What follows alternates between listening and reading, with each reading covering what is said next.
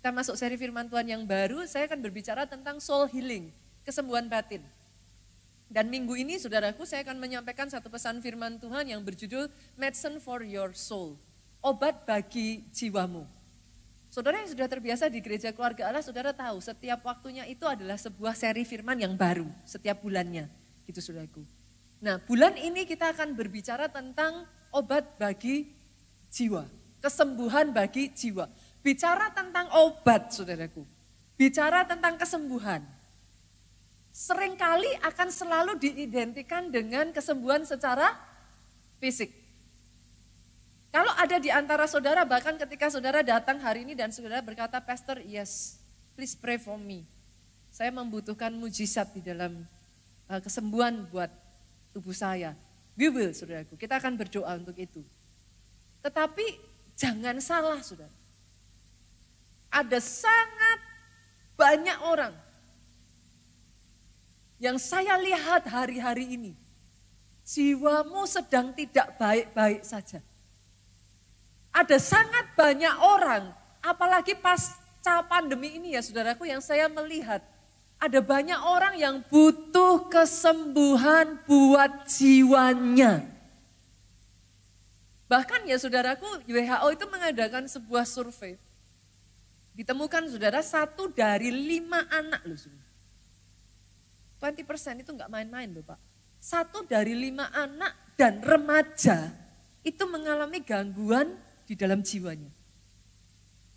Artinya saudara duduk 1, 2, 3, 4, 5 ada aja 1 gitu saudaraku. Kira-kiranya seperti itu. Untuk orang dewasa saudaraku, justru lebih daripada itu. 1 dari 4 orang dewasa mengalami hal yang sama, saudaraku. Pastor, what do you want to say? Sederhana, saudara. Jangan pernah malu mengakui kalau saudara tidak baik-baik saja. Yang mengerti, katakan amin. Saya berdoa ya saudaraku, bahkan selama seri firman Tuhan sepanjang 1 bulan ini dipakai Tuhan. 1 demi 1. Selama masa pandemi kemarin, engkau yang terluka, engkau yang dihancurkan, engkau yang kayak sama seperti firman Tuhan minggu lalu. Ada yang masih ingat saudaraku? Engkau yang sayapmu sempat terluka dan kayaknya nggak bisa terbang. I speak healing. Saya perkatakan kesembuhan untuk sayapmu. Ada kesembuhan atas jiwamu. Kalau mau tepuk tangan Jogja, tepuk tangannya yang paling meriah buat Yesus Tuhan kita. Boleh nggak sih senggol kiri kanan? Pak, masih nggak dosa kok kalau bilang amin, puji Tuhan, tepuk tangan. By the way, you are in the right place. Saudara ada di tempat yang tepat untuk saudara katakan amin. Ada di tempat yang tepat untuk saudara tepuk tangan. Dan beri kemuliaan yang paling meriah buat Yesus Tuhan kita. Pertanyaannya sekarang Pastor, how do I know? Bagaimana saya tahu kalau apa ciri-cirinya gitu Pastor? Kalau saya sedang punya masalah dalam jiwa saya gitu. Sebagian saudaraku, saya nggak tahu dengan saudara ya. Semua ciri-ciri yang akan saya sebutkan ini saya pernah mengalami semua. Saudara yang mengalami, saudara tahu apa yang saya katakan.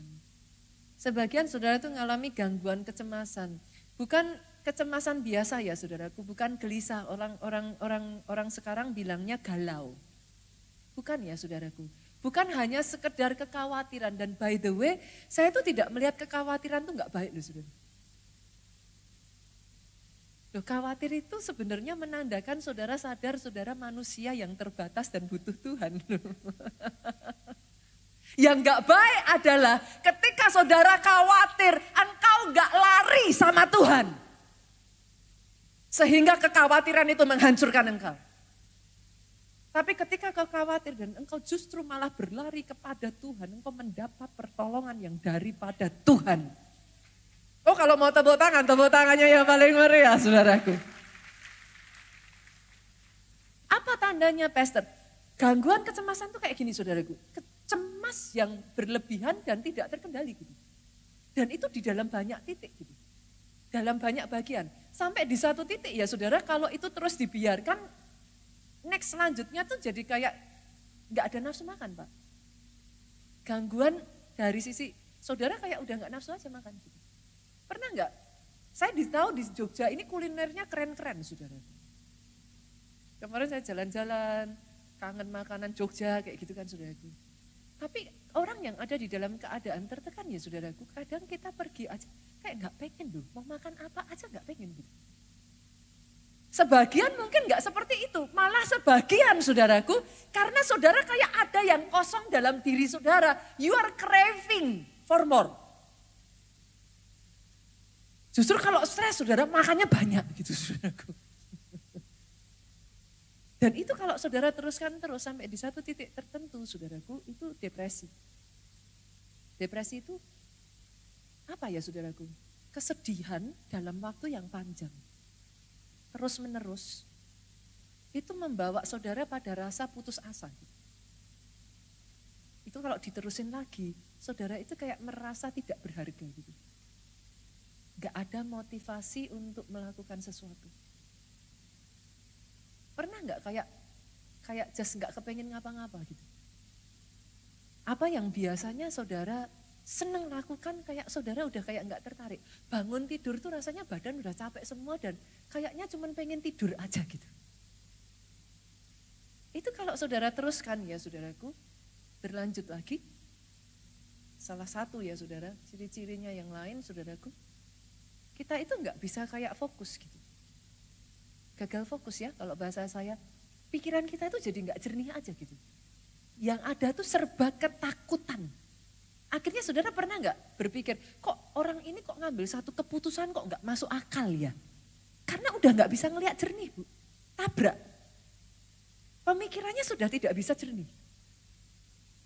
Bahkan sebagian ya saudara sampai pada tahap tertentu, saya tuh pernah loh saudaraku ngalami ya. Saya tuh termasuk orang yang apa, I love being with people gitu. Saya suka aja ketemu orang saudaraku. To be honest saya tuh nggak keberatan. Saya tuh senang ketemu orang, I love people basically. Tapi saya tuh pernah loh saudaraku, bukan karena orangnya, enggak gitu. Tapi rasanya tuh kayak pengen sembunyi aja gitu. Gak kepengen ketemu sama siapa aja. Just wanna be alone. Gitu. Ada yang pernah ngalami seperti itu? Saya melihat kepala yang terang. Satu ketika ya saudaraku, saya ada di dalam satu keadaan yang so depressed ya saudara. Saya tuh pernah waktu itu, Pak Jo tuh sampai kaget ketika menemukan saya ya saudara. I just want to be alone begitu rupa ya saudara. Saya cari meja, saya meringkuk di ujung meja, saya diam di sana lama, just don't wanna do anything. Saya nggak tahu apa pernah saudara, bagi yang pernah ngalami tahu apa yang saya katakan. Kadang kalau nggak hati-hati bahkan ya saudara, saudara bisa yang kayak jalan di tempat yang tinggi gitu ya. Saudara nengok ke bawah gitu dan saudara berpikir, rasanya kayak apa ya kalau terjun ke bawah. Ada orang-orang ya, sakitnya yang di sini tuh begitu rupa ya saudara, sampai saudara tuh nggak bisa nanggung itu. Saudara kepengen rasa sakit itu bisa dirasakan di tubuh yang saudara bisa lihat.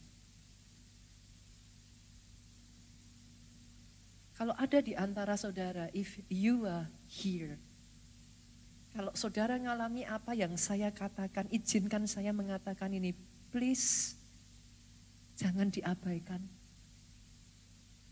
Your soul is crying out for help.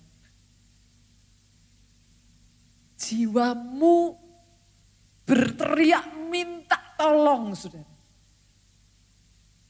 Hari ini kalau itu yang saudara rasakan, doa saya reaching out to him. Doa saya Tuhan yang sama yang sudah pernah menangkap saya. Tuhan yang sama yang menyelamatkan hidup saya dari semua pengalaman itu. Doa saya Tuhan yang sama menangkap engkau dimanapun engkau berada. Bahkan engkau yang sempat bersembunyi, engkau yang sempat lari dari Tuhan. Dimanapun engkau duduk saya berdoa. Engkau jumpa dengan sahabat baik saya yang sudah memulihkan hidup saya. Jadi jadi atas hidupmu.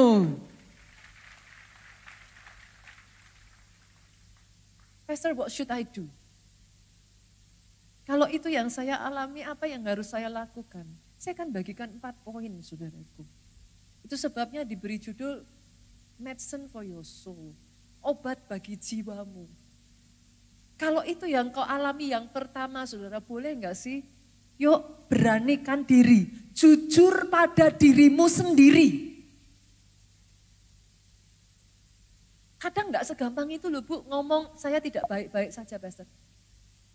Berapa banyak orang yang saya temui selalu ngomongnya gini, gak apa-apa Pastor, saya bisa kok, saya oke kok, gak apa-apa kok Pastor. Why is it so hard to be honest to yourself? Apa sesusah itu untuk jujur pada diri kita sendiri? Pastor, why should I be honest? Kenapa saya harus jujur Pastor? Dengar ini saudaraku, keterbukaan awal dari pemulihan. Kalau saudara merasa nggak perlu ditolong, saudara nggak bisa ditolong. Sampai di satu titik saudara ngomong, yes Pastor I need help. Then the journey begin. Kabar baiknya buat saudara ya saudaraku. Saya ingin katakan ini buat saudara. He cares for you. Tuhan yang saudara dan saya sembah. Dia peduli pada saudara. Dan boleh enggak saya katakan pada saudara, you are not alone. Saudara enggak sendirian. Ada banyak tokoh-tokoh hebat di dalam Alkitab yang mengalami apa yang sedang saudara alami. And it's okay, you don't have to be perfect. Dalam hal ini ya saudaraku, saya enggak pernah menyembunyikan. Saya katakan kepada saudara, your pastor is not perfect. Pendeta saudara bukan superhero. Tapi yes, saya akan terus bertumbuh dan saya tidak akan pernah menyerah. Banyak tokoh-tokoh dalam Alkitab saudara, kita buka yuk, kita lihat yuk. Ayub pasalnya yang ke-7. Ayub itu sampai ngomong gini saudara, ayatnya yang ke-11. Oleh sebab itu aku pun tidak akan menahan mulutku. Kadang ada orang tuh yang sampai gini loh saudara, sampai ditutup mulutnya kayak, malam hari mau teriak aja kayak gak berani untuk teriak. Saya bongkar satu-satu boleh hari ini saudaraku? Meninggalkan bulan April ini kita semua dilepaskan, amin. Sayap itu dipulihkan yuk. Karena yang saya percaya ya saudara, masing-masing dari saudara Tuhan ciptakan dengan potensi yang besar. Ada rencana Tuhan yang besar atas kehidupan saudara. Saya tidak sabar menantikan melihat seperti apa ketika saudara dalam full potensial itu dipakai Tuhan di bidang saudara. I cannot wait to see. Karena saya tahu di tempat ini ada orang-orang hebat.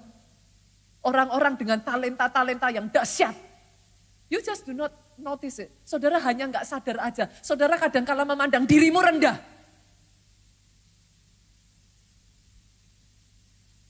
Jangan meremehkan diri kita sendiri loh saudaraku. Karena di dalam darahmu mengalir darah. Leluhur saudara itu ya saudara, orang-orang yang sudah mengalahkan raksasa. Saya nggak tahu dengan saudara, but I believe kita ini keturunan Abraham yang mengerti, katakan amin. Ada satu leluhurmu yang namanya Yakub, dia pernah wrestle. Alkitab mencatat dengan Tuhan. Dia wrestle with God, dia wrestle with the angel. Dia tidak mau menyerah pada keadaannya. Dia bertarung di situ, dia bergumul dengan Tuhan. Sampai Tuhan mengubah kehidupannya. Yabes yang lahir dengan satu destiny, dicatat anak ini lahir dengan kesakitan. Dia gak mau menyerah tuh saudaraku. Ada di sini mungkin itu yang kau katakan dalam hidupmu. Pastor, selamanya saya akan jadi orang gagal. Hari ini saya tantang saudara, kalau leluhurmu berhasil bergumul dan mengalahkan nasib dalam kehidupannya, keluar sebagai pemenang, ada darah pemenang di dalam kehidupanmu. Engkau ditentukan untuk jadi lebih lebih dari pemenang. Boleh aminnya yang paling keras. Jadi atas hidupmu. Amazingnya lagi ya saudara, bukan cuman Ayub saudaraku. Ayub itu sampai ngomong, aduh udah sesek, aduh aku akan berbicara dalam kesesakan jiwaku, mengeluh dalam kepedihan hatiku. Mungkin sebagian dari saudara ngomong, pastor, lah tapi kan saya ini leader loh di gereja ini pastor. I cannot be weak. Saya nggak bisa terlihat lemah. Saya pembicara loh pastor. Saya pelayan mimbar loh. Ya jangankan saudara yang pelayan mimbar, pembicara, yang manalah terserah leader kayak. Ini yang bicara nabi besar. Yeremia saudaraku, kurang apa? Siapa yang gak pernah baca nama Yeremia? Kurang besar apa nabi ini? Ratapan 1 ayat 20 ngomong gini, ya Tuhan lihatlah, ini Yeremia ngomong loh saudara. Ya Tuhan lihatlah betapa besar ketakutanku. This is why I love my Bible. Ini sebabnya kenapa saya cinta Alkitab saya saudara. Alkitab saudara itu jujur. Alkitab gak hanya menulis yang baik-baiknya saja. Ini Yeremia dia ngomong, betapa gelisah jiwaku. Segelisah apa saudaraku? Hatiku terbolak-balik di dalam dadaku, roller coaster. Ada yang pernah mengalami seperti itu? Yeremia ngomong, kenapa saudara? Dia ngomong, aku sudah tidak kuat. Ini nabi sekelas Yeremia loh saudara. Dia ngomong, Yeremia tuh ngomong gini, karena sudah melampaui batas, aku memberontak. Sudah melampaui, udah enggak bisa lagi. Pengennya ngelawan, kepengennya enggak terima. Kenapa saudara? Jiwa kita ini punya batas saudara. Jangan salah. Jiwa dalam keadaan tertentu ya saudara, enggak apa-apa. Pressure itu saudara ditentukan, saudara itu tahan terhadap pressure. Itu sudah ketetapannya saudara. Dan manusia itu diciptakan ya bukan hanya tahan pressure ya. Saudara itu bisa adapt. Saudara bisa beradaptasi. Kita tidak seperti dinosaurus yang punah saudaraku. Yang mengerti katakan amin. Sampai detik hari ini saudara melalui banyak hal dan here you are. You survive. Lihat kiri kananmu, kamu orang yang hebat. Amin. Here you go, saudara sudah melalui tahun 98. Krisis ekonomi yang begitu besar. Enggak main-main loh saudara, dolar pada saat itu 2.000, 2.500 Pak. Naik sampai 12,5, 15.000 loh. But here you are. Amazing ya saudaraku. Yeremia itu ya saudaraku sampai di batas tertentu. Kita tuh kalau ngalami pressure di di jiwa ini ya saudaraku. Yeremia kenapa sampai dia ngomong aku sudah enggak kuat, udah mau memberontak. Kenapa saudara? Lihat ini dia ngomong saudara. Karena sudah melampaui batas, aku memberontak. Di luar, ini yang dilihat Yeremia tuh ini. Di luar keturunanku dibinasakan oleh pedang. Ada di sini yang selama masa pandemi kemarin, maaf saudaraku, kehilangan orang yang saudara cintai. Manusia itu ya saudara dalam batas tertentu ketika mengalami peristiwa-peristiwa yang cukup traumatis dalam kehidupannya, dia bisa berubah. Kadang perubahannya bisa 180 derajat saudaraku. Saudara mungkin pernah kehilangan orang yang saudara kasih. Yeremia ngeliat orang yang dia kasih di depan matanya ditebas pedang. Itu traumatisnya seperti apa saudara? Dan dia ngomong, Yeremia tuh ngerasa sudah terjebak gak bisa apa-apa saudaraku. Dia ngomong yang di luar dia ngeliat dibinasakan pedang. Di dalam rumah oleh penyakit sampar. Ini momen dimana saudara tuh kadang tanya sama Tuhan gini, Tuhan aku tuh salah apa toh? Pernah ngalami gitu? Aku salah apa tuh? Kok rasanya ini salah, itu salah, Tuhan di mana? Apa Tuhan itu masih ada? Apa Tuhan itu masih bersama aku? Kenapa kok diizinkan? Dan yang ngalami seperti ini bukan cuma Yeremia saudara. Saya kasih tambahan lagi ya, Tuhan Yesus juga ngalami. Markus yuk kita buka ayatnya yang pasalnya yang ke-14 ayat 33 sampai 34. Yesus tuh sampai gini, ia membawa Petrus, Yakobus, Yohanes sertanya. Yesus tuh sampai gak mau sendirian. Dia minta ditemani. Ia sangat takut dan gentar. Ini siapa saudara? Yesus loh. Lalu katanya besar, kata Yesus kepada mereka, hatiku sangat sedih, seperti mau mati rasanya. Tinggallah di sini berjaga-jagalah. Ini we are talking about Jesus. Pastor, what do you want to say? You are not alone. Kalau Ayub mengalami, Yeremia mengalami, Tuhan Yesus mengalami, dengar. Ketika engkau justru membuka dirimu, engkau memberikan jalan buat Tuhan bekerja dalam hidupmu. Jangan malu saudaraku, itu bukan sesuatu yang memalukan kok.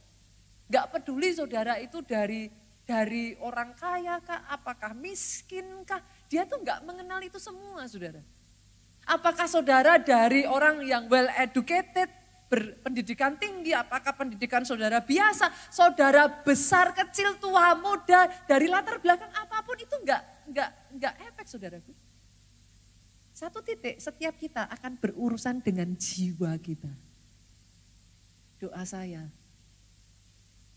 di momen itu, do not hide.